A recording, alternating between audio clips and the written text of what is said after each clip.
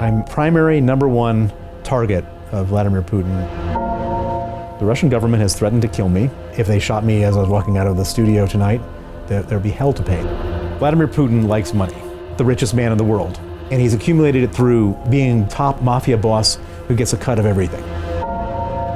My story is that I went to Russia, became the largest foreign investor in Russia, uncovered corruption in the companies I invested in. I hired a young lawyer named Sergei Magnitsky to investigate. He exposed it.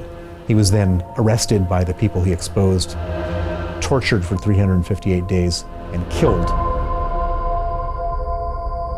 I made a vow that I was going to go after the people who killed him and make sure that they face justice. I went to Congress and I said we should not allow these people to travel to America, and we should not allow them to keep their money in America, and we should freeze their assets.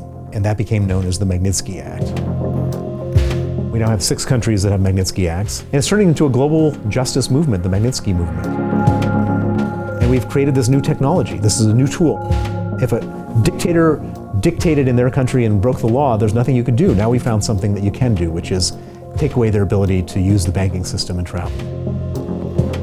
And that's profound.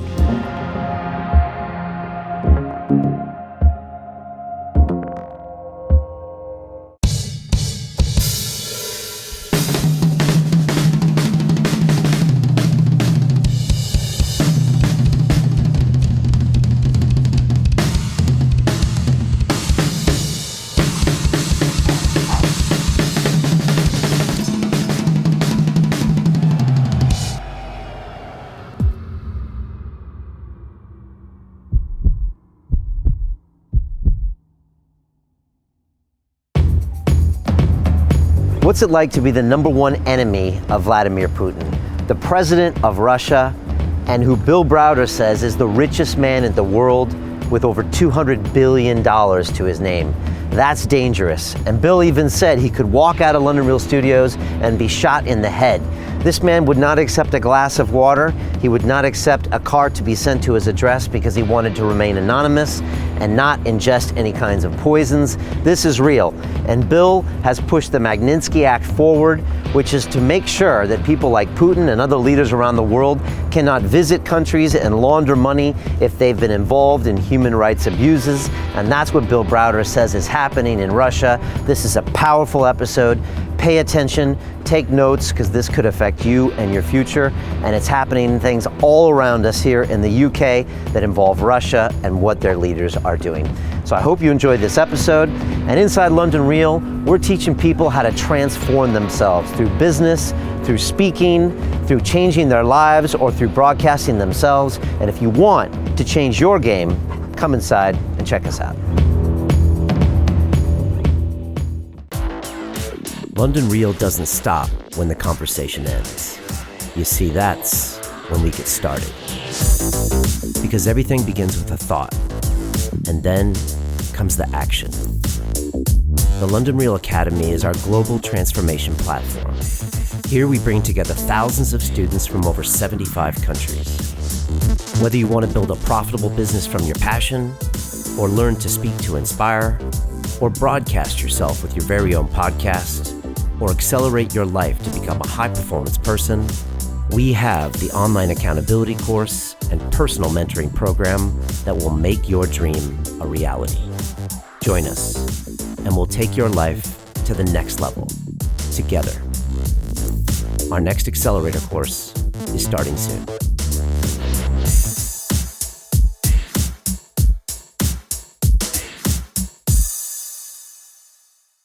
This is London Real. I am Brian Rose. My guest today is Bill Browder, the American-born CEO of Hermitage Capital Management, who is often referred to as the number one enemy of the Russian President Vladimir Putin.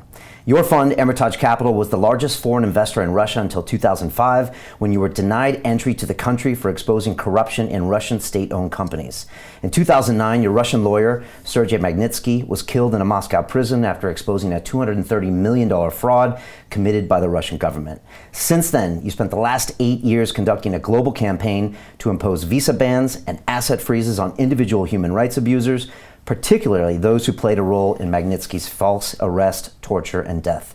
The United States was the first to impose these sanctions with the passage of the 2012 Magnitsky Act.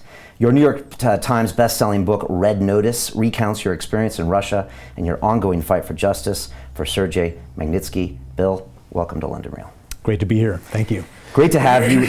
This is an incredible story, and I can't wait to get into kind of the history of it and the details. But I'd love to just start off and say, first of all, it seems to me there's not many worse enemies to have in the world than President Vladimir Putin. And I wonder if you could comment on that, and then maybe you could tell us what we don't know about Vladimir Putin. Well, first of all, you're right. He's truly one of the most cynical, aggressive, evil dictators on the planet. He's a sociopath. He's a killer, and he kills people in Russia and kills people outside of Russia that cross his path. So by ending up as his enemy, I put my life in mortal danger. I didn't choose to be his enemy. He kind of chose me through a variety of horrific circumstances, which I'm sure we're going to talk about in great detail. And as a result of being his enemy and as a result of his homicidal tendencies, I've had to adjust my life very profoundly to try to stay alive. But I'm still here, which is a good thing. Vladimir Putin, often people look at him, particularly heads of state, and they say, well, you know, we just need to figure out how to work with this guy. And what they don't understand, what I have learned, is that there is no working with Vladimir Putin. There is only containing him and showing him strength, because he views anything less than that as weakness, and he'll take advantage of that in any way he can. Well, why do we not take him as seriously as we should? Because he shows up at the G20 meetings, and there he is, and Trump says things about him, but it seems like we don't really see what you see about him and see how dangerous he could potentially be, nuclear arsenal, all these other things.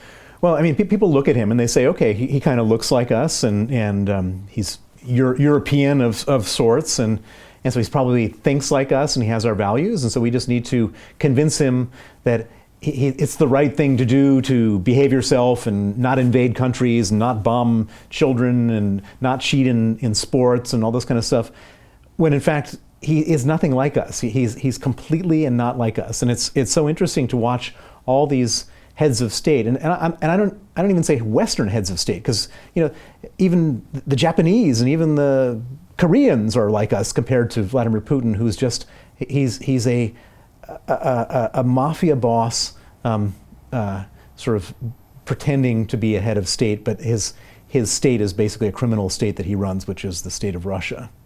Is that a Russian mentality? Is that an ex-FSB mentality, or is that just something that is solely a Putin thing? Well, it's a little bit of each. So first of all, if you look at Russian history, you go back hundreds of years, they've never really cut a break in that country. They've had the czars and the serfs, and they had the Russian Revolution, and everybody was poor, and then they had perestroika and the breakup of the Soviet Union, and then the oligarchs took over, and now you have this, what I call this sort of criminal / police state, which is a Russian thing. It's also kind of a Putin FSB thing. So if your FSB stands for the Federal Security Service, which used to be the KGB, and the KGB, people think of it sort of like the CIA, but it's not. The KGB is this sort of organization which tries to compromise people one way or another, either by bribery or by extortion and blackmail, so that they can control people to do the various things they want to do. And so Putin has been brought up his entire life not trying to ever win people over through persuasion. It's always been through blackmail or bribery. And so his only experience with other human beings is just this cynical experience of, how do I control another person?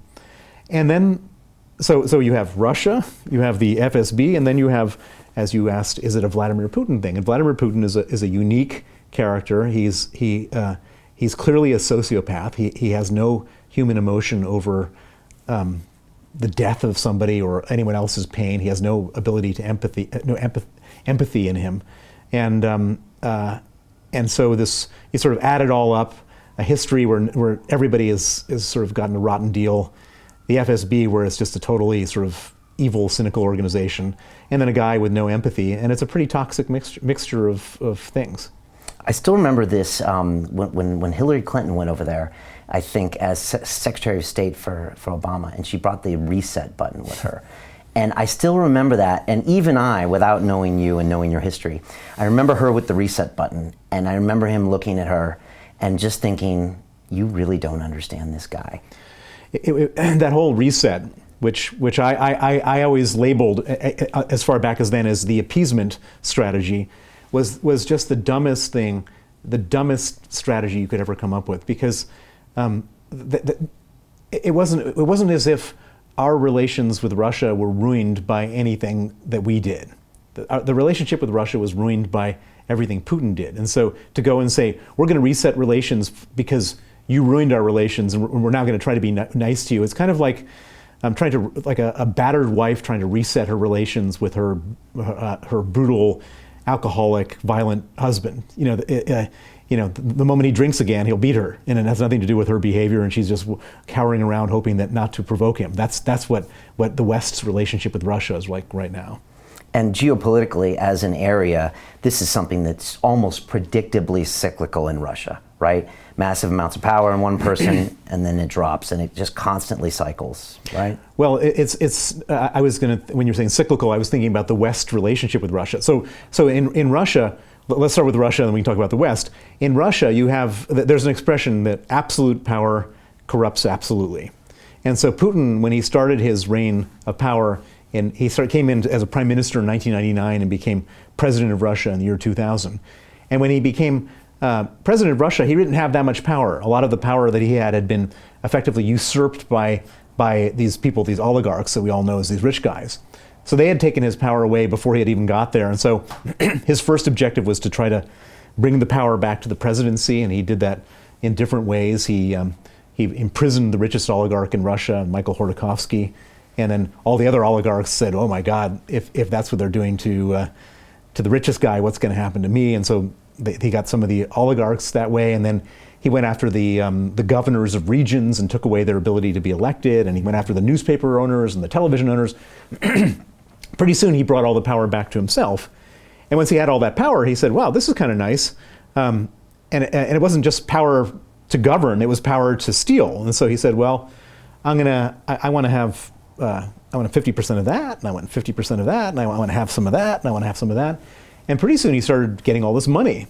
And he said, this feels pretty good, and I want more.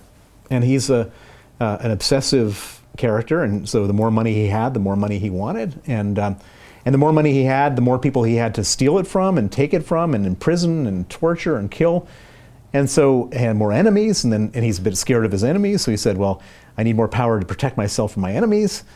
And it just kept on growing and growing and growing until we ended up going from what I would call a chaotic situation to a authoritarian situation.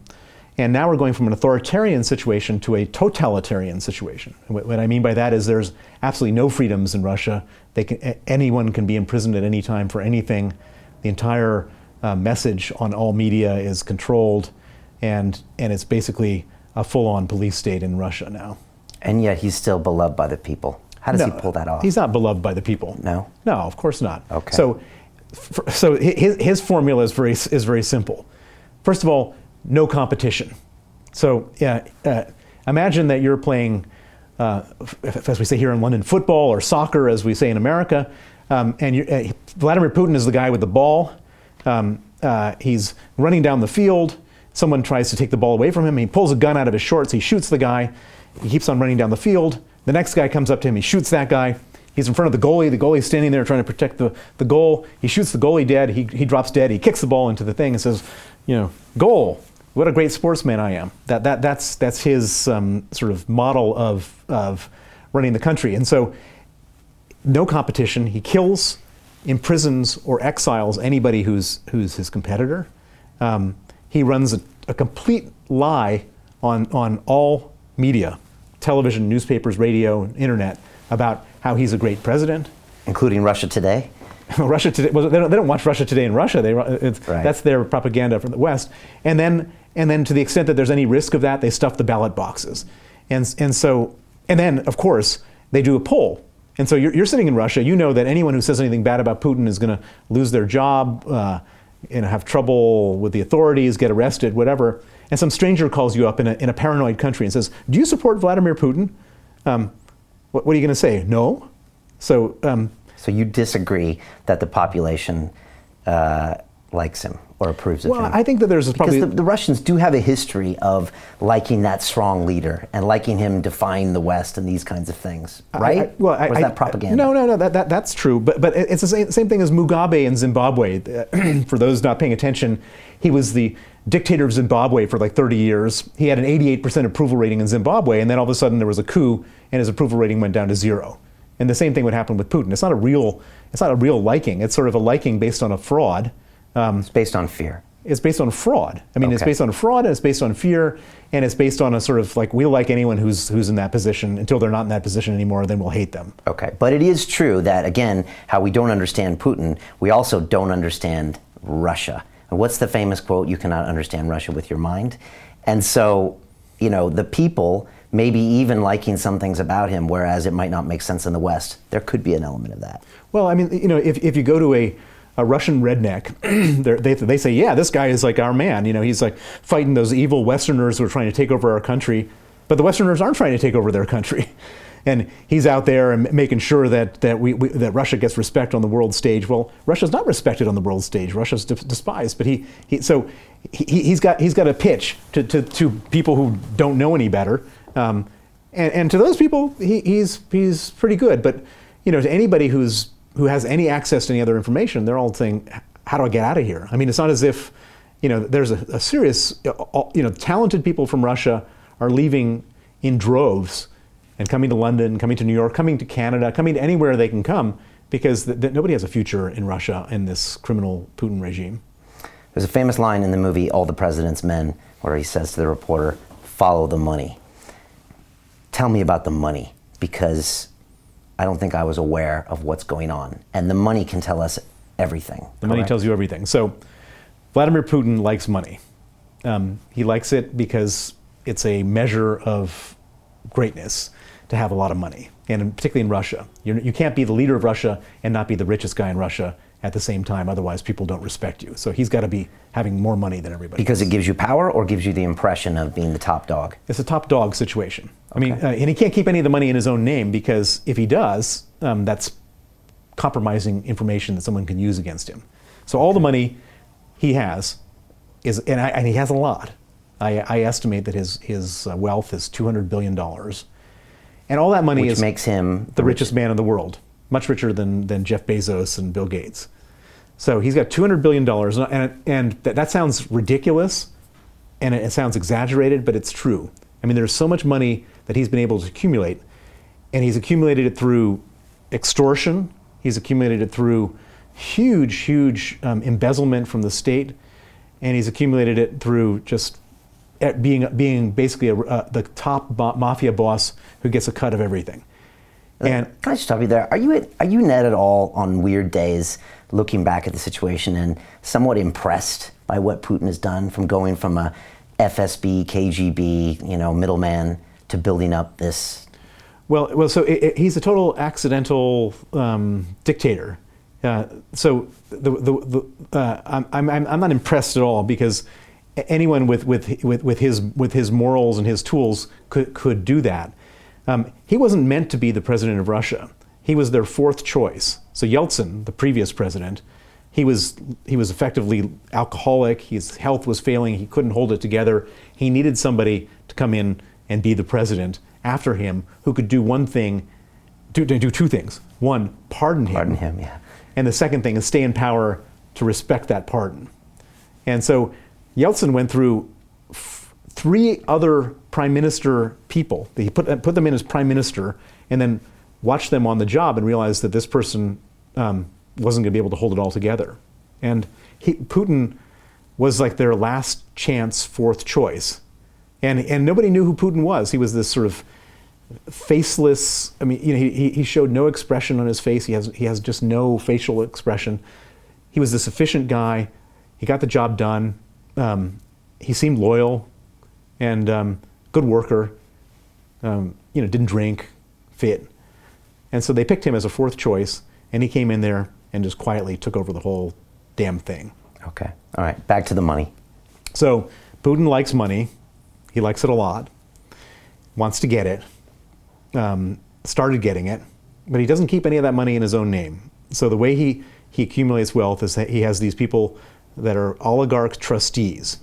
So when you see a rich Russian on the Forbes list or wherever, that person is only half as rich as the Forbes thing says, because the other half of the money is Vladimir Putin's. Where do you get that number, half? It's well known anyone in Russia knows that none of these guys are their own men. They're all trustees. What's the guy in London who owns Chelsea Football Club and Abramovich, right? Right. So does that include, does he have half of his wealth as well? Well, we live in a highly libel litigious place, and so I don't like to go into names of oligarchs, but I believe that this system of ownership, 50% ownership, is a widespread system that applies to most, if not all, oligarchs. Okay, and he slowly put this into place, but now has it into place. So, and as long as he can keep his power or keep this potential threat, then that's his net worth. Well, so here's where it gets complicated, and it's a damned situation for him. So so Russia is a place where nobody respects. So there's no written document anywhere that says these people hold his money. Not a document. So it's all based on a handshake and their word.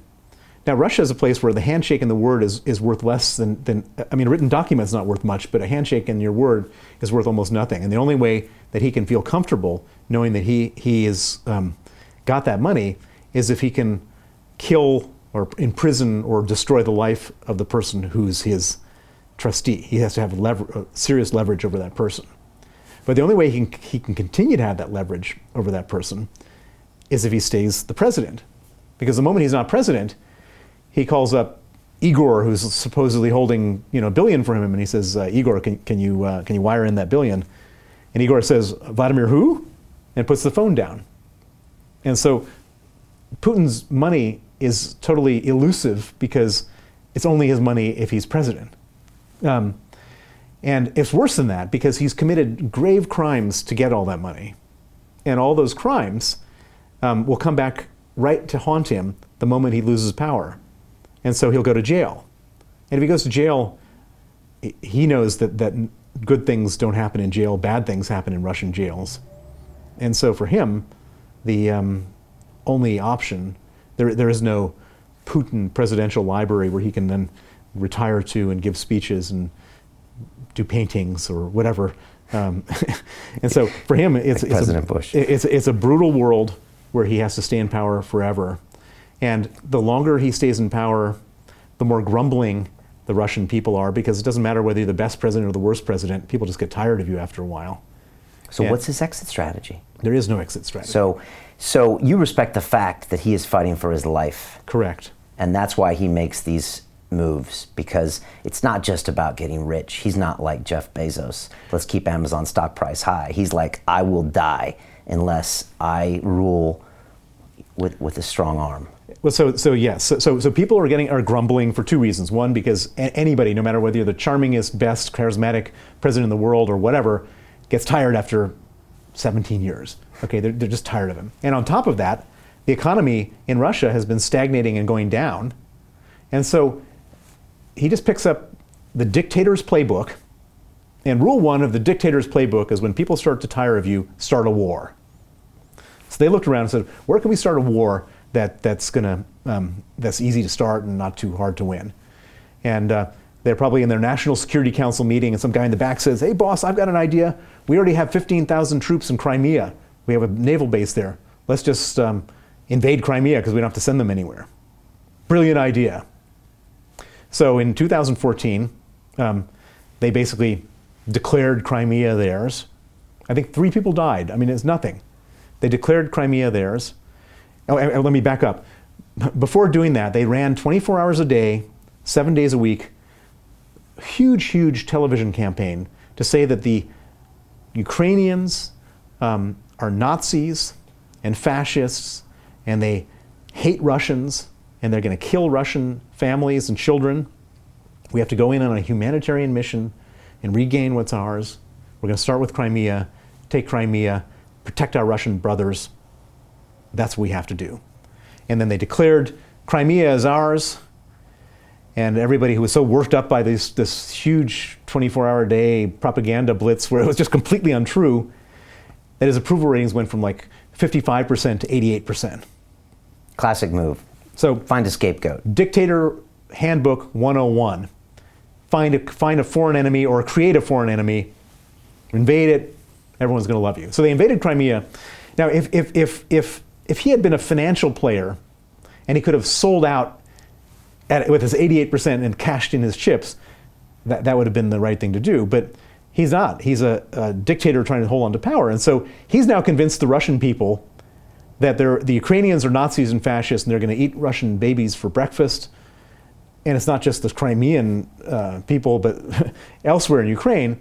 And so they wanted to invade. In order to keep his popularity as high as it was, he had to invade more of Ukraine, other parts of eastern Ukraine. And you might remember this, that at the time that they did that, the Ukrainian president had fled to Russia. So the Ukrainian president had fled to Russia, and so there was no Ukrainian president. There was nobody to fight off Russians as they were coming into to Ukraine. And so, and Putin at this point was still scared of the West, and he didn't want to send columns of tanks into Ukraine. And so they went around all the prisons in Russia and said, we'll let you out of prison if you're willing to fight in Ukraine. So they got a bunch of convicts to fight. They hired a bunch of mercenaries. They sent in a few FSB, or they call SVR, military intelligence people, to organize them. And they invaded some towns. And there's this very famous town called Slavyansk. If you had been watching CNN, you would have seen they raised this flag over Slavyansk, invaded Slavyansk and a few other of these towns, and it was all looking very ugly, and these drunken criminal mercenaries were all doing this stuff. And then the Ukrainians had an election. They elected a democratically elected president, and he said, "The hell with this." And then they sent in troops, and he had the mandate to go in and fight, and it was completely and absolutely straightforward to get rid of all these they were not, a real army versus a bunch of ex-convicts is not a fair fight. And they started clearing out all this Putin stuff that he put in there. So it was a nice, easy win. It was an easy win, and Putin saw this and said, I'm going to lose it. So remember, Dictator's Handbook 101, he's got to be winning out there. And so he's like, oh my God, this is not good. And so so they then started to send in real troops. And by the way, at the time that this was happening, the Ukrainians were to soften up these mercenary criminal gang armies. They were bombing them. And so Russia brought in a bunch of anti-aircraft equipment. Yeah. They started shooting down these Ukrainian fighter jets. And then one day they shot down MH17. Commercial plane, yeah. When I heard that, I saw it, I was like, uh-oh. We're going to have a major, a world war going on here. It was dramatically stupid.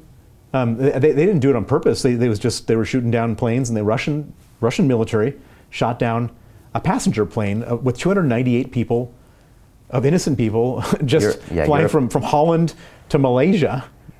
They shot it down and killed 298 people. And all of a sudden, and this is where we get back to Putin, all of a sudden the West woke up and said, this guy is very bad, and they imposed sanctions. So sanctions then caused the ruble to devalue by 50%, caused all sorts of other economic problems, okay. And people of Russia started getting more angry because they were getting more economically disenfranchised. Okay. And so then Putin's got to do something else, start another war. And so he's down in Syria with another war. And they're showing bombing runs on television. They do the weather report and saying, it's a good day for bombing in Syria. And what's going on? So is that why he's there? That's why he's there. He's in all these places to distract the people. That's what he's doing abroad. And then domestically, because he's been there for 17 years, people are grumbling. they're trying to create a patriotic fervor, but back at home, they're also turning the screws tight. And so it's become a really dangerous place to be anything other than silent against Putin. Okay, and he's going to get reelected this year, right? Well, I take offense whenever anyone uses the word elected. Okay. Remember, this is okay. So what do you call it? Well, I don't call it anything. It's a farce. It's an administrative farce to create the impression that there's a democracy in Russia. There's nothing close to it. Okay, but he will be president for another 6 years officially in the next few months. He'll be president for as long as he chooses to be president. None of these fake terms of elections and constitution mean anything. But legally, he can only do another 6 years until he puts someone else in place, like he did. Legally, he has another term after that. Oh, he does. Okay. Legally, and then he'll change the law. Okay. Now, this gets more interesting, which is why they're turning your book into a Hollywood movie. In 2016, at a meeting in Trump Tower with the then president-elect, not even president-elect, running for president, Trump, your name comes up in a meeting. Can you explain what happened here? So my story, in a very brief nutshell, is that I went to Russia, became the largest foreign investor in Russia, uncovered corruption in the companies I invested in, exposed the corruption, annoyed the Kremlin and Putin. I was expelled from Russia. My offices were raided. They seized all of our company documents. Those documents were then used to steal $230 million of taxes that my company paid to the Russian government. So it wasn't my money that was stolen. They ended up stealing $230 million of taxes from officials, and criminals stole from their own government using my stolen companies. I hired a young lawyer named Sergei Magnitsky to investigate. He investigated it. He exposed it. He was then arrested by the people he exposed, put in prison, tortured for 358 days, and killed on November 16th, 2009, at the age of 37. His name, again, was Sergei Magnitsky. After they killed him, I made a vow to his family, to his memory, to myself, that I was going to go after the people who killed him and make sure that they faced justice. And when it became clear that there was no justice in Russia, I went to the West. I went to the United States. I went to Congress. And I went to John McCain and Benjamin Cardin, two senators, Republican and Democrat. And I told them the story of what happened to Sergei Magnitsky, and I told them the story of what was going on in Russia. And I said, we should not allow these people to travel to America, and we should not allow them to keep their money in America, and we should freeze their assets. And that became known as the Magnitsky Act, named after Sergei Magnitsky, my lawyer, who was killed. The Magnitsky Act was a sort of piece of legislation whose time had just come in terms of dealing with Russia. It passed 92-4 in the Senate, 89% of the House of Representatives in 2012. It became a federal law December 14th, 2012. And it completely and absolutely drove Putin up the wall. Vladimir Putin, as I mentioned, is the richest man in the world. He was also a beneficiary of this crime that Sergei Magnitsky exposed. And he got so angry that in retaliation for the passage of the Magnitsky Act, he banned the adoption of Russian orphans by American families. Effectively, and these were mostly disabled and sick orphans, effectively sentencing his own orphans to death as a way of trying to retaliate and trying to show how crazy he was about this whole thing. And he also named it his single largest foreign policy priority, to get rid of the Magnitsky Act. And coming back to your question, on June 9th, 2016, a Russian lawyer, a female Russian lawyer named Natalia Veselnitskaya, went to Trump Tower, sat down with Donald Trump Jr., Jared Kushner, and Paul Manafort, with one specific request coming from Vladimir Putin, which was to repeal the Magnitsky Act. We know that for sure. That was what happened in that meeting. We don't know what they offered in return, and we don't know whether that was accepted or not, but we do know what they asked for. And in doing so, and this was before Trump had been elected. This was when he was just the Republican nominee. But we know that effectively why it was that Vladimir Putin was trying to manipulate the outcome of the US election was because of the Magnitsky Act. So you're hitting him where it hurts. We're hitting him where it hurts so bad that he's ready to completely upset the entire balance of power between Russia and the West, to manipulate the elections, to do whatever he had to do, because this thing is so existentially terrifying for him. Because his whole modus operandi was to steal. He worked very hard to steal $200 billion, and all of a sudden he's at risk of having that frozen.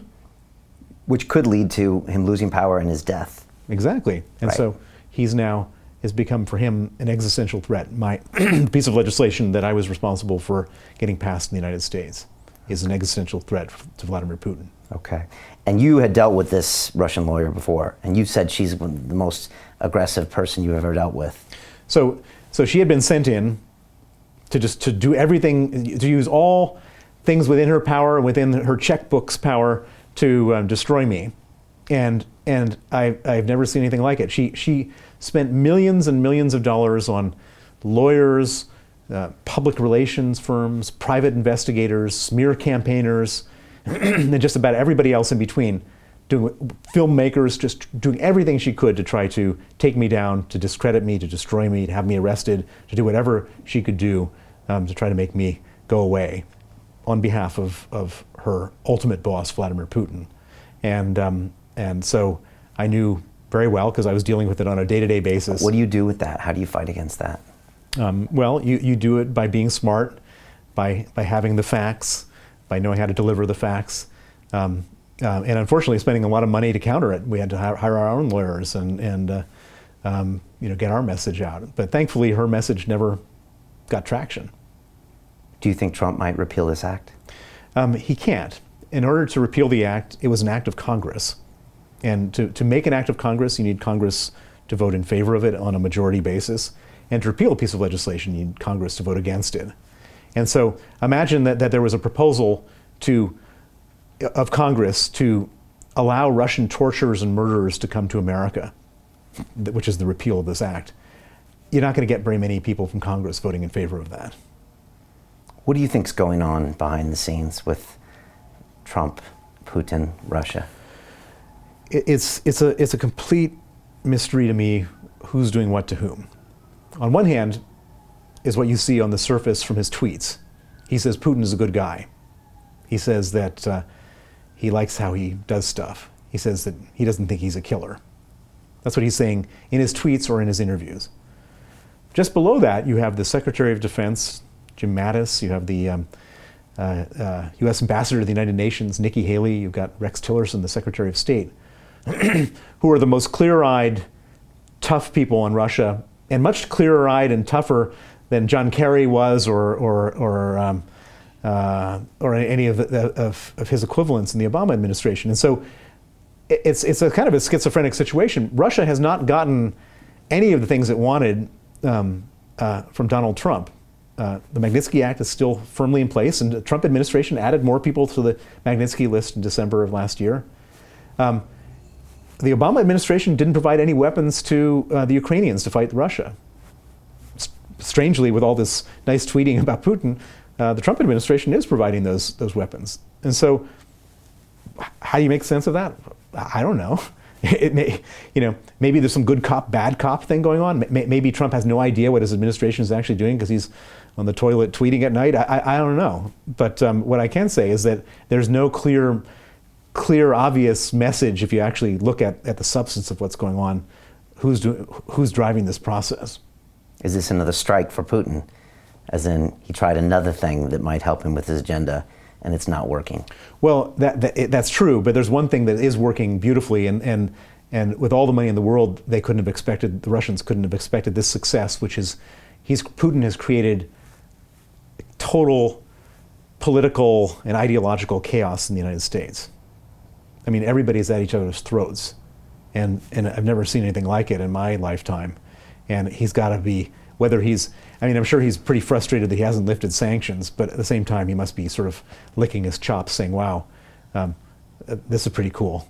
Because an America divided is an America distracted. Completely, and he can carry on doing a lot of dirty business, which he's done, without anyone paying attention because we're so busy fighting with ourselves right now. Did he influence the election?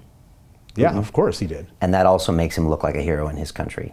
Well, it makes him look like, a guy who gets stuff done. Just remember, right. Russia's a country with an economy the size of Italy. I mean, this is not it's not an economic superpower. America has 20 times the military budget of Russia. It's not even a military superpower, but somehow he's stepped into this place with a pair of, playing poker with a pair of twos, and has completely made himself the center of the world and a man who everyone has to talk to about anything. Are you concerned for your safety? Of course I am. Well, is there a risk to my safety? The answer is yes. The Russian government has threatened to kill me. They've threatened to kidnap me.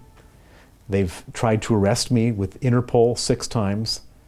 Here in London, they've approached the British government on 12 different occasions, requesting mutual legal assistance, and in some cases extradition. I was just in Switzerland last week, and I was leaving Geneva Airport after giving a speech at the United Nations, and I was detained on a Russian request of the Swiss law enforcement. I'm primary number one target of Vladimir Putin, and so there's real risk. Now, a lot of people ask me, am I worried about that? And the answer is that I don't spend a lot of time worrying, because if I'm worried, then they've achieved their objective.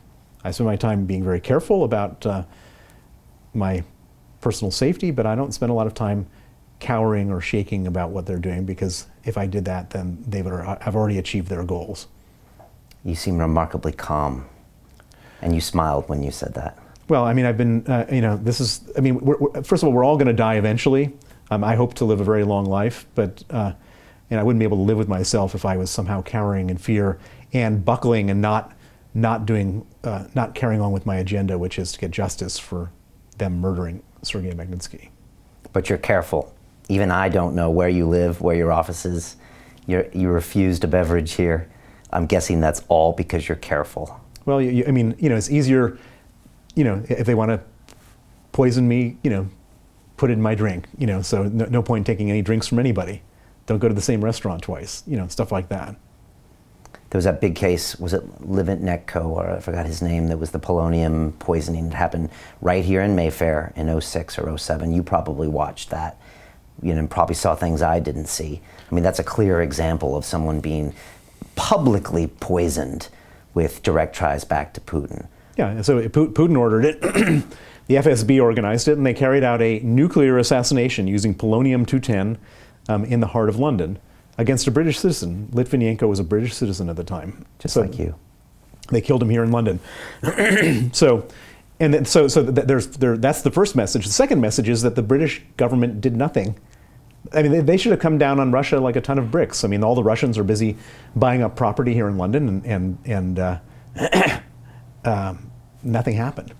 And so that was both a demonstration of what can be done abroad, and effectively a welcome mat by the British government to carry on doing hits in London. Why didn't the government react? Because they want the money to keep flowing in. I don't know why they didn't react. I think that it's a funny, it's a different culture here. They're not as tough as the Americans on this type of stuff. But it was also Putin flexing his muscles, yeah, and showing everybody in the world what I can do. And he showed it very well. Right.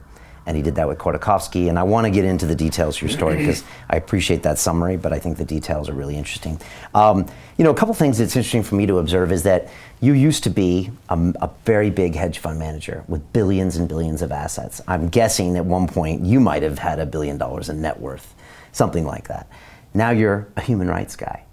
And yet, when I get Pussy Riot in here, the people might look at them and say, oh, they are right. They've been downtrodden. Do you sometimes have a hard time convincing people that they should listen to your case because of your history and wealth and all that? Well, so if I was going and telling people I'm really hard done by, I don't think anyone would have any sympathy because, I'm a highly, capable, well-resourced former hedge fund manager. My demographic is not a very sympathetic one. You have plenty of money. However, I wasn't going to advocate for myself. I was going to advocate for Sergei Magnitsky, who is a highly sympathetic character whose life was ruined and taken away from him at the age of 37 after he tried to do the right thing. And I'm his advocate. I'm not advocating for myself, I'm advocating for him.